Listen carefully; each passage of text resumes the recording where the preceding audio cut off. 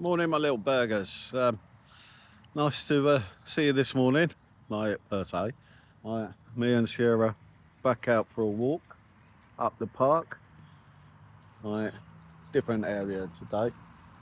Just thought I'd sit around and have a quick chat about something because it's popped up to me. I had, or my wife had an email of someone, solicitors we knew, that know the story of what happened to me, and they put us forward to one of a TV channel, and it's all regarding symptoms of strokes. Now, anyone that knows me knows that I advocate for something called F.A.S.T, which is the same as fast, so face, arms, speech and time. But the B stands for balance and eyes. So that can be any type of balance issues, like visual issues. So we're talking, you've got balance on all that, which is vertigo, like, I don't know, there's too big a list to go through, but that and visual changes. So i.e. you can lose some of your sight like I did, or you can have like sparkles or lights or something, or change, any sort of visual change, to do with the eyes.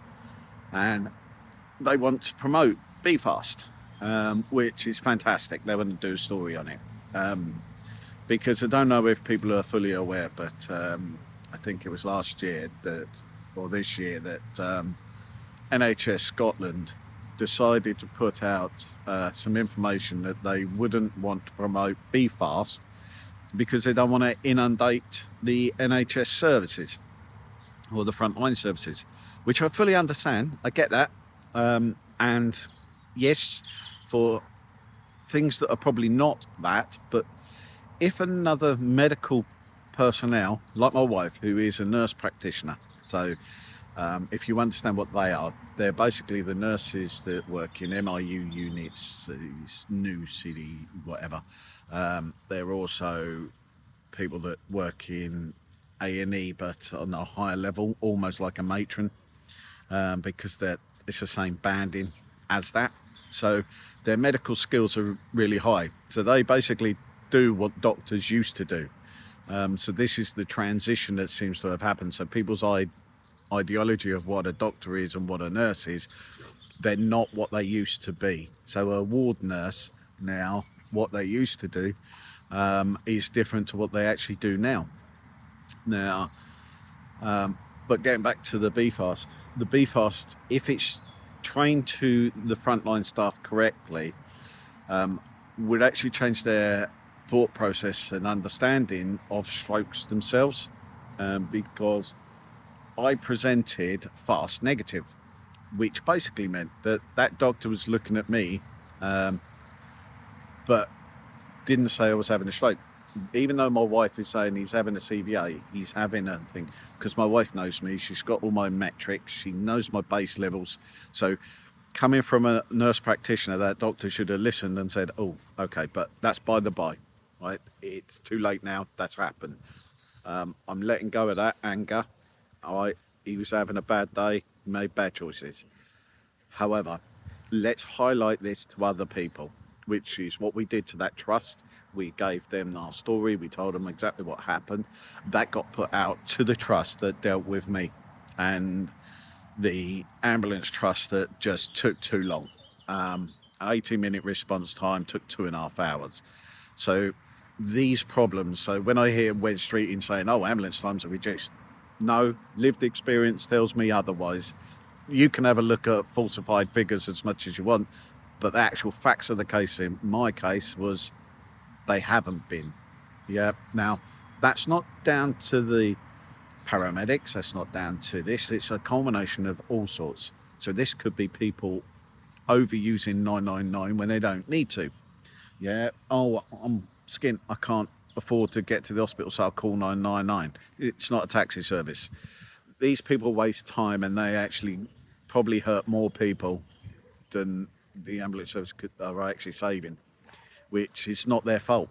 They want to get to us, they want to help us, and I won't have a go at paramedics because they're doing a great job. Same as I won't have a go at any nurse, any doctor. They're doing a great job. They're just stifled by a bad system, by bad management, by a bad system that fails. And it's the system and that fails. It's not the people. The people don't fail, the systems fail. And the problem is when you're bred from within a system, you only know that system, so you don't know how to sort it out and correct it. But getting back to the F.A.S.T, now if these frontline staff actually understood balance eyes were part of a different type of stroke, so obviously your balance is one part, eyes comes from the rear occipital region. So if you're having a frontal lobe stroke here, you will present completely different to someone having a rear occipital stroke.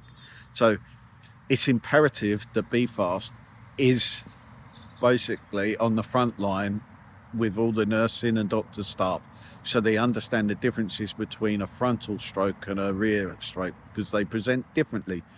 They have different symptoms, they have different effects. So we're going to hopefully see what happens, and hopefully we'll be on a program discussing F.A.S.T. But I just wanted to highlight it to all my followers and others that if you get the opportunity to highlight F.A.S.T to someone and actually let them understand what it is and the differences between F.A.S.T and F.A.S.T, that would be fabulous, because my wife has spread it out between all her colleagues, and they have spotted more since understanding what F.A.S.T is. So when the Scottish NHS says we don't overwhelm them, well, actually they're already overwhelmed already. My wife, where she works now, they've got GP surgeries that are closed without telling them. So they're redirecting all the people to them, even though they're already inundated. And then you get another trust, an A&E trust, saying, stop sending them to us. Where are they supposed to go then? Smart asses. All right, they get a new matron who thinks she knows best and calls my wife's colleagues stupid and idiots and untrained, coming from someone that doesn't even know them. That's a bit moronic, a bit stupid. But this is the sort of idiosyncrasies that seem to occur in life. People always think they're self-important. Now, they don't think about other people, and it happens. And when it's happening in the NHS against different trusts, they have this mentality of a bunker mentality. They look after themselves, not anyone else. They don't care about them. Well, that's what we also need to change. So there's more than just F.A.S.T. There's also the mental attitude and the open-mindedness. We need to make sure that other trusts, other nursing staff treat each other individual trust with respect and dignity. They're all trained. They've all done work for years. But hopefully by highlighting F.A.S.T, we can change that system for strokes, because we need to make a difference. Because at the end of the day, NHS Scotland said they don't want to overwhelm the frontline staff. But what they haven't looked at is how it affects the long-term NHS treatment, right? And how it affects the DWP and extra payments that are being happening. So if you catch it early and you can stop that stroke from occurring, or treat the symptoms or the actual issue of that stroke straight away, you might actually endeavour to reduce the impact it actually has later on down the line on the NHS services. Because you've got neurologists, psychologists, you've got all the support stuff. I can't think of them. My head's gone. Stroke brain, right? It's like ADHD stroke brain, which is even worse. I can't remember, but there was loads of girls that helped us, and they were fabulous. The teams were fabulous. They come out into the community. So I respect all those girls. Like, they've done their job as best they can with the system they got. But we need to educate every one of them about this. Yeah, because if the government and the NHS don't understand the repercussions later on, how much does it cost a stroke patient from the moment they had their stroke to the time that they're out and about on their own, if they can go back to work?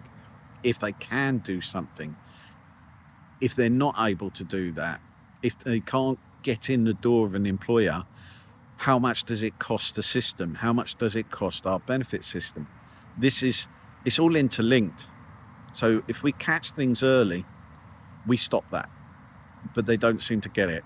So it's imperative that we push Be.F.A.S.T for the safety of everyone, because I know I wouldn't have been cooked as badly as I was if things had happened differently. If it wasn't, God forbid, if I didn't have my wife stood next to me and a neuro physio who was a friend of ours, if I didn't have them with me, they were highlighting the problems that I was occurring. They were pushing the consultants, they were pushing the staff in the hospital. If they didn't do what they did, I could have been a lot worse than I am now. So I'm thankful that God sent me my wife, because she is the complete blessing to me. All right, so Lizzie, I love you loads, you know that. All right, you mean so much to me, you mean the world to me. But you, darling, I've done everything you could. Yeah, so don't think you should have done more, because you've done everything you could. It was just we were relying on other people, and it didn't quite work out how we would hope it worked out. So just be kind to people. If you're a nurse, you're a doctor, you're hearing this, you're seeing this, right? Please remember, don't be closed-minded. If you're hearing someone telling you in medical language something, ask them why. Just ask that question. There's no problem asking why, because I was always taught why, when, where, how. These are open questions. If you don't ask them, you're not open-minded to whatever the system or whatever the problem's happening. Now, if you listen to people that know someone's baseline, like my wife, she understands my baseline. She understands how I react. She understands my pain threshold. I had a really high pain threshold. It was one where I could just shut it off to a degree. It's not, I can't just ignore it. It does get you in the end when it's really bad. But generally, I play it down rather than play it up, where you get a lot of people nowadays where I like a paper cut for me is an irritation. So I find irritation higher than pain, because pain can come and go. Irritation stays. So I find that, because of my metrics, how I measure pain, that's more painful than an intense minute of pain, like, rather than 18 hours of an irritating pain. Yeah. So because the irritating pain, so I've suffered a lot of ear, nose and throat problems back in the day. I've got a very narrow canal from my nose to my ear. So every time I got a cold, I used to get ear infections, which then led to my eardrums bursting. And I've got lots of scarring on them. And we just found out the other day that Eli, he's just done exactly the same. His eardrum burst. We didn't even notice, because he said something hurt. He said his neck hurt. Well, we didn't think about looking into his ear, which we should have done. And then by accident, we saw it, and it was red raw. So he's now on antibiotics, but that's another story. But poor little mate is going to suffer like Dad did. So it's every time after a cold, I used to suffer that. But that was the pain that sits there for an age and just builds up, and it starts intensifying into your jawline, into your teeth. So anyone who's had a toothache understands what an irritating pain is. Earache is an irritating pain. Those are higher on my scale than just something that comes and goes. So these are what doctors don't understand. They need to listen to the people that have an understanding of someone's baseline. And hopefully by watching this, seeing this, you'll understand. Have that open mind. Think about why this person is saying what they say. It doesn't take much to ask questions. I'd rather you ask 20,000 questions to catch something than not ask one. Yeah. If you're not sure, but someone else is being adamant that there is a fault, there is a problem, you've got to understand why. Why are they so adamant that this is happening? And it is unfortunate. We all get caught up with our own feelings, but we need to be open-minded to certain things. We can have, so I'll take it out of a different context. So if you go to a garage, you get one mechanic that might look at a car and just can't find a problem, right? You've described everything to him, he can't find it. So then he passes it on to one of his colleagues. You tell him, blah, blah, blah, blah. He starts looking at it and then asks you a couple more questions and then goes, oh, okay, I'll try this. He might not get it first time, but then that leads on to the next bit. Right? And then he finds out what the problem is and repairs it where the first guy missed it. That's what a doctor's doing. That's what doctors do. They only work off what they have. But if they're not willing to ask the questions, they won't find out more problems. So we have to be open, and this is every medical staff, this is every person in life, in every situation. If you're not sure, ask questions. It doesn't cost much. That was how I was taught how to learn. Keep asking the most irritating questions, because if you don't get it, you need to understand it. Yeah. Now, that's how I've always been, and that's what I'm trying to teach my kids. And I spoke to one of the headmasters the other day, Mr. Taylor. He's a lovely fella, absolutely wonderful guy. Couldn't be more blessed that our kids have gone to their school. They had such a great time there that it's improved them, given them good values. It's a Roman Catholic school, which is fantastic. It taught them decent values, and every child. And we had a teacher comment about Eli the other week and said that Eli is quite a calming personality within the group, because there are a few kids that are unruly, rude, and they can't tell you that, but we know, we can witness it when they're coming out of school, so we understand what they're getting at. But like she said to us, she went, I'm so glad he's there, because he really does make a huge difference to the group, and he actually includes everyone. Now, as a parent, I don't think you could be any prouder of your child if that's what they're doing, and they're choosing to do that, which means he's got decent values ingrained in him. He knows what's right and wrong. Yeah. So I'm really proud of Eli for that. And Bo does exactly the same at his school. He had a teacher notice, Mr. Johnson. He was lovely, an English teacher, absolutely sweet man, really sweet man. He had a lot of time for Bo, because he could see Bo was not 100%. He's masked really well for years, and people don't realise he's ASD, so the autistic spectrum, right? Which seems to me runs through our family, like both sides, mine and my wife's. So Bo suffers with this, but because of the way we've raised them as well, they've managed to adapt really well, and the teacher saw it. But he's now got Bo working with another child there, because he saw how much of a difference it helped the other child, and also focused Bo. So it works double-edged, and it's fantastic. But I'm really proud that my boys get that recognition. Right? It might seem small to some people, but that's huge, because that means that we've raised two brilliant kids, and they've faced this stroke in their stride, because we haven't overreacted. We've taken everything as it comes. We've flowed with everything. We haven't catastrophized our lives. It's not, oh, our life is over. No, we stayed positive all the way along. Yes, I've had up and downs. Yes, I felt negative. Yes, I felt like I wanted to explode. Yes, I was so angry at one point. But I have to let that go. And I have. And because if I hold on to it, it's me that burns out. It's me that gets hurt. It's me that gets drained. It's me that suffers. But if I let it go, I can improve.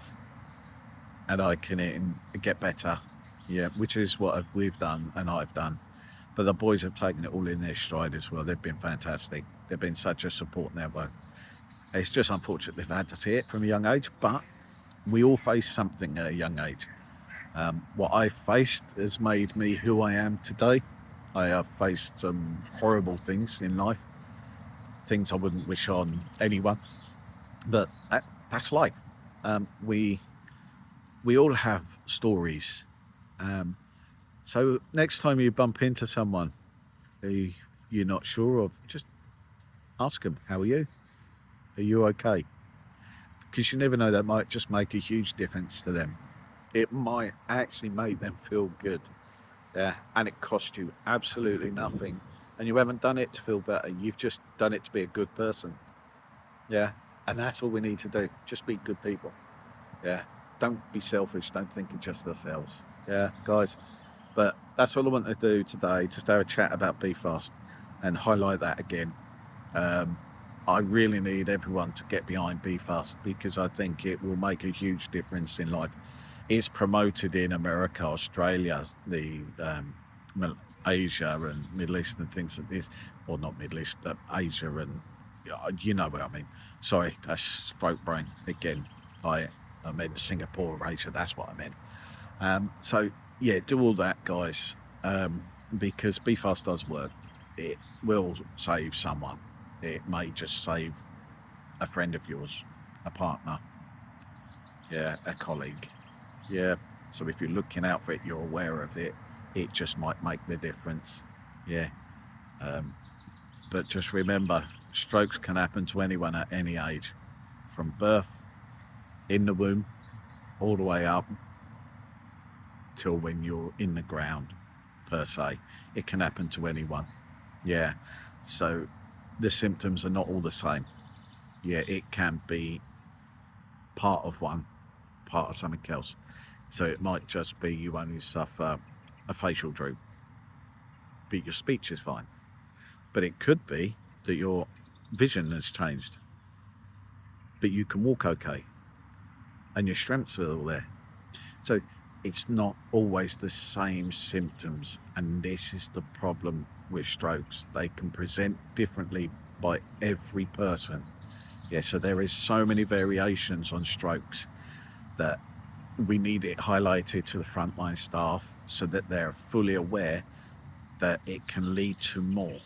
So it can present as this, but it might look like a heart failure. It might look like something else. I don't know. I'm not medically trained, so this isn't medical advice, guys. This is just my experience, all right? But I've noticed there is variations on strokes, even if you all have an ischemic stroke. This, where it happens, changes the effects of what happens to you. Like me, mine was right side, so it's my left side that's gone weak now. Yeah, I've lost quite a large section of my brain, and it was almost like that much down to my brainstem. Now, I'm lucky it didn't touch, because if it did, I wouldn't be here. That would be me gone. So I was saved for a reason. Perhaps it's to send this message out, perhaps it's to get to you, so you know, yeah, that I was here to send you this message.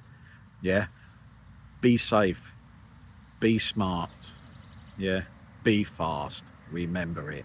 Yeah, now my little burgers, take care, love you all, take care, bye guys.